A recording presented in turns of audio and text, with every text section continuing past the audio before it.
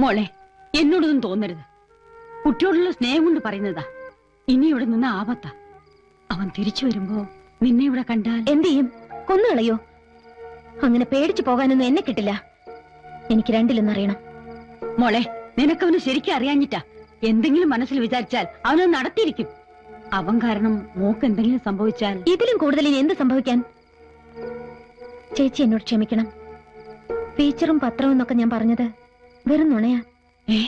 എനിക്കെല്ലാം തന്നു ദൈവം, എല്ലാം. പക്ഷേ സ്നേഹം, ദയ, അത് മാത്രം കിട്ടിയില്ല. അമ്മയുടെ തോരാത്ത കണ്ണീർ, അച്ഛന്റെ നിസ്സഹായാവസ്ഥ, രണ്ടാനമ്മയുടെ ക്രൂരത. വർഷങ്ങൾക്ക് ശേഷം ബിസിനസ് എല്ലാം മതിയാക്കി അച്ഛൻ സിംഗപ്പൂരിൽ നിന്ന് നാട്ടിൽ വരുന്നു എന്നറിഞ്ഞപ്പോൾ അമ്മയ്ക്കും എനിക്കും സ്വർഗം കിട്ടിയതുപോലെയായിരുന്നു. പക്ഷേ വീട്ടിലേക്ക് വന്നു കയറിയ അച്ഛനോടൊപ്പം ഒരു സ്ത്രീ ഉണ്ടായിരുന്നു, പത്മാവതി. അച്ഛന്റെ ബിസിനസ് പാർട്ട്ണർ. വെറും ബിസിനസ് പാർട്ട്ണർ മാത്രമായിരുന്നില്ല, അച്ഛന്റെ ലൈഫ് പാർട്ട്ണർ കൂടിയായിരുന്നു ആ സ്ത്രീ എന്നറിഞ്ഞതോടെ പാവം എന്റെ അമ്മ തകർന്നു പോയി. അവരുടെ അധികാരവും അഹങ്കാരവും നിറഞ്ഞ പെരുമാറ്റം അധികം നാൾ അമ്മയ്ക്ക് സഹിക്കേണ്ടി വന്നില്ല. ആ സ്ത്രീയെ നിയന്ത്രിക്കാനുള്ള ശക്തി അച്ഛന് നഷ്ടപ്പെട്ടു കഴിഞ്ഞിരുന്നു. എത്രയോ രാത്രികളിൽ ഒറ്റയ്ക്കിരുന്ന് കരയുന്ന അച്ഛന്റെ മുഖം ഞാൻ കണ്ടിട്ടുണ്ട്. മാനസിക പീഡനവും കുറ്റബോധവും ആയിരിക്കാം അച്ഛനെ ആത്മഹത്യയിൽ കൊണ്ടെത്തിച്ചത്. അച്ഛന്റെ മരണത്തോടെ ഒരു സത്യം ഞാൻ മനസ്സിലാക്കി. ഞങ്ങളുടെ എല്ലാ സ്വത്തുക്കളും ആ സ്ത്രീ അച്ഛനിൽ നിന്നും കൈക്കലാക്കി കഴിഞ്ഞിരുന്നു.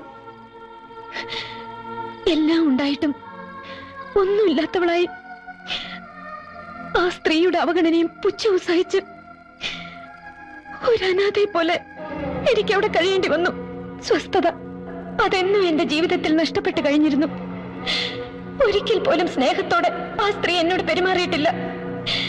അവരെ സംബന്ധിച്ചിടത്തോളം ഞാൻ ആ വീട്ടിൽ ഒരു അധികപ്പറ്റായിരുന്നു. വീട്ടിൽ നിന്നും ഇറങ്ങിപ്പോയാൽ അവർ തിരിച്ചു വരുന്നത് രാത്രി എപ്പോഴെങ്കിലും ആയിരിക്കും. ഒറ്റപ്പെട്ട പകലുകളിൽ എനിക്ക് ഏക ആശ്വാസം മഞ്ജുവിന്റെ വീടായിരുന്നു. നഷ്ടപ്പെട്ടു പോയ സ്നേഹവും വാത്സല്യവും എനിക്ക് അവിടെ നിന്നും കിട്ടി. അല്ലെങ്കിലും മമ്മിയും ഡാഡി ഇങ്ങനെയോ ഒന്നിനും സമ്മതിക്കില്ല.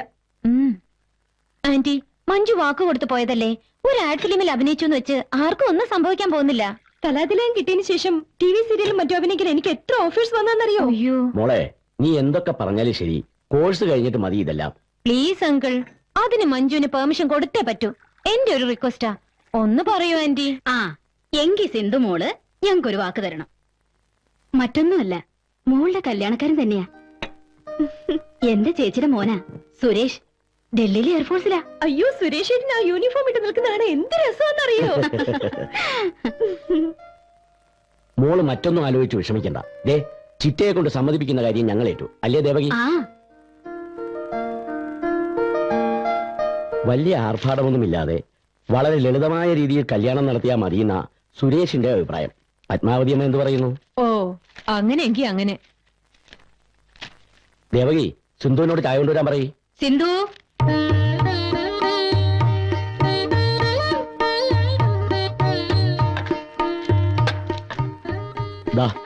നിങ്ങൾക്ക് എന്തെങ്കിലും സംസാരിക്കണമെങ്കിൽ ആകാം. അത് ഞങ്ങൾ ഡൽഹി പോകുന്ന വഴിക്ക് സംസാരിച്ചോളാം. അല്ലേ സിന്ധു? അപ്പൊ എല്ലാം നമ്മൾ പറഞ്ഞ പോലെ തന്നെ അല്ലേ? വരുന്ന മാസം 10-ാം തീയതി കല്യാണം.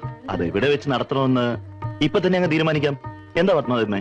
ഇത്രയൊക്കെ തീരുമാനിച്ച സ്ഥിതിക്ക് ഇത് നിങ്ങളൊക്കെ അങ്ങ് തീരുമാനിച്ചാ മതി. എല്ലാ പ്രതീക്ഷകളും അസ്തമിക്കുകയായിരുന്നു. അച്ഛനും അമ്മയും ഉണ്ടായിരുന്നെങ്കിൽ എന്നാശിച്ചു പോയ നിമിഷം. കുട്ടി പോയി ഡ്രസ് ചേഞ്ച് ചെയ്ത് വരും. ഞാൻ പോയി ഡ്രസ് മാറ്റിട്ട് ഞങ്ങളും വരാം. ശരി. കുട്ടിയുടെ പെർഫോമൻസിനെ കുറിച്ച് എല്ലാവർക്കും നല്ല അഭിപ്രായമാണ്. താങ്ക്സ്. ആ, അടുത്ത ഡ്രസ് ചേഞ്ച് ചെയ്താ. അയ്യേ, ഞാൻ ഈ ചുരിദാർ ഇട്ടോളാം. ശരീരം മുഴുവനും മൂടിപ്പൊതിഞ്ഞ് നിന്നാ ഒരു അട്രാക്ഷനും ഉണ്ടാവില്ല. ഇതൊരു ആഡ് ഫിലിം അല്ല കുട്ടി. ആ, ഷൂട്ട് ചെയ്യുമ്പോഴേ പറയണമെന്ന് വിചാരിച്ചതാ. ഇതൊക്കെ മൂടി വയ്ക്കുന്നുണ്ട്. എന്താ ഇത്? ഇതൊന്നും എനിക്കിഷ്ടമല്ല. ഇത്ര മോഡേൺ ആയിട്ട് അഭിനയിക്കണമെന്ന് എന്നോട് പറഞ്ഞിട്ടില്ല. ഈ ഡ്രസ്സിടാൻ എനിക്ക് ബുദ്ധിമുട്ടുണ്ട്. കുട്ടിക്ക് ഇഷ്ടമല്ലെങ്കിൽ ഞാൻ നിർബന്ധിക്കുന്നില്ല. Take it easy. Okay, bye.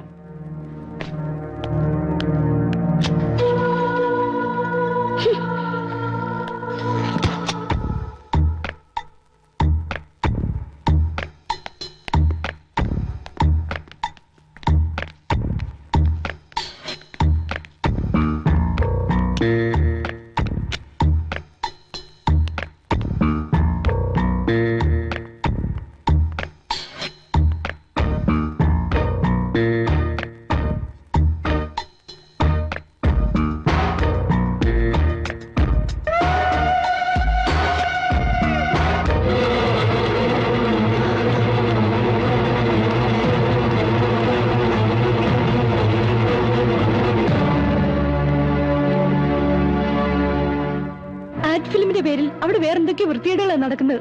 നമുക്കുടനെ പോലീസിൽ വിവരം അറിയിക്കണം. അത് വേണോ? വേണം.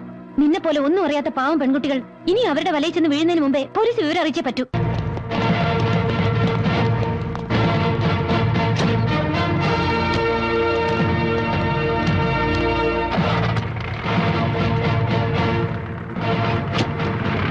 ആ ഒരു സംഭവം എന്റെ ജീവിതത്തിൽ ഇത്രയും വലിയൊരു ആഘാതം സൃഷ്ടിക്കുമെന്ന് ഞാൻ ഒരിക്കലും പ്രതീക്ഷിച്ചില്ല. ഞാൻ ഇവിടെ ഉണ്ടായിരുന്ന ഇങ്ങനെയൊന്നും സംഭവിക്കില്ലായിരുന്നു. ആ സമയത്ത് തിരുവനന്തപുരത്തെ കെട്ടിയെടുക്കണമെന്ന് പറഞ്ഞ് DIGയുടെ ഫോൺ. ഇത്രയൊക്കെ ആളുകൾ ഉണ്ടായിട്ട് എന്ത് പ്രയോജനം? ആറാവുന്നിടത്തോളം നാറിയില്ലേ ഞാൻ. സ്റ്റേഷനിലെത്തും മുമ്പേ ജാമ്യവുമായി ആളുണ്ടായിരുന്നില്ലേ അവിടെ? കേസ് പോലും ചാർജ് ചെയ്യാതെ പുഷ്പം പോലെ ഇറങ്ങി പോന്നില്ലേ ദേവയാനി? ആ സിന്ധു എന്ന പെൺകുട്ടി നേരിട്ട് വന്ന് റിട്ടേൺ കംപ്ലൈന്റ് കൊടുത്ത സ്ഥിതിക്ക് SIക്ക് നടപടി എടുക്കാതിരിക്കാൻ പറ്റുമോ? അതും പുതുതായി ചാർജ് എടുത്ത ഒരാൾക്ക്. എന്നെ അപമാനിച്ചവളെ ഞാൻ വെറുതെ വിടില്ല. ഈ വരുന്ന 27-ാം തീയതി അവളുടെ വിവാഹമാണ്. ആ വിവാഹം നടക്കാൻ പാടില്ല. ഞാൻ അനുഭവിച്ച വേദന, അപമാനം അതവൾ ജീവിതകാലം മുഴുവൻ അനുഭവിക്കണം. സംഭവമല്ല ഒതുക്കിയ സ്ഥിതിക്ക് ഈ ഒരു വാശിയുടെ ആവശ്യമുണ്ടോ? ഉണ്ട്.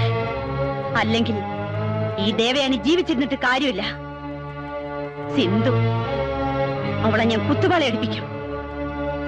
ഇതെന്റെ ശപഥമാണ്. പാഞ്ചാലി ശപഥം എന്നൊക്കെ പറയുന്ന പോലെ ദേവയാനി ശപഥം അല്ലേ? അതെ, ഈ ശപഥം നിറവേറ്റാൻ സേതു സാർ എന്നെ സഹായിച്ചേ പറ്റൂ. ദേവയാനി ഇമോഷണൽ ആവണ്ട. അപ്പോൾ നേരെ ദേവയാനിക്ക് എന്താ വേണ്ടെന്ന് വെച്ചാ ചെയ്തു കൊടുത്തേക്ക്. ശരി.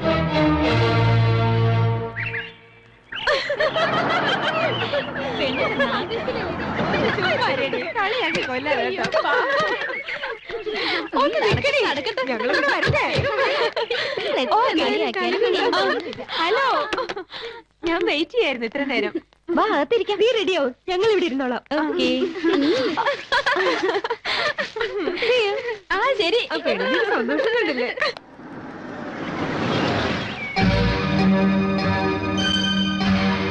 മാഡം, ഒരു ഫോണുണ്ട്. 1 minute.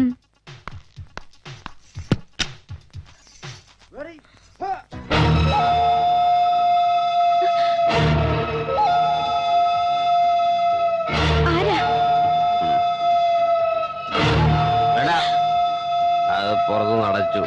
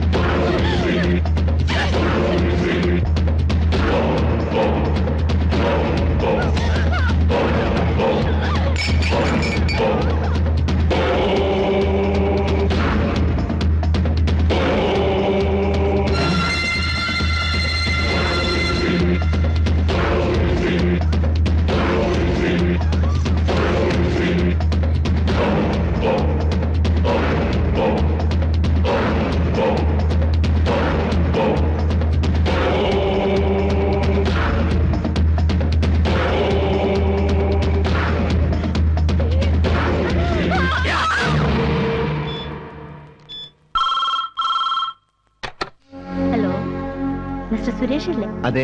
നിങ്ങൾ കല്യാണം കഴിക്കാൻ പോകുന്ന സിന്ധു എന്ന പെൺകുട്ടിയുടെ ചാരിത്ര ശുദ്ധിയെ കുറിച്ച് അറിയണമെങ്കിൽ നാച്ചുറൽ ബ്യൂട്ടി പാർലറിൽ വന്നാ മതിയാവും. നിങ്ങളാരാ? You are well wisher. Okay bye. Hello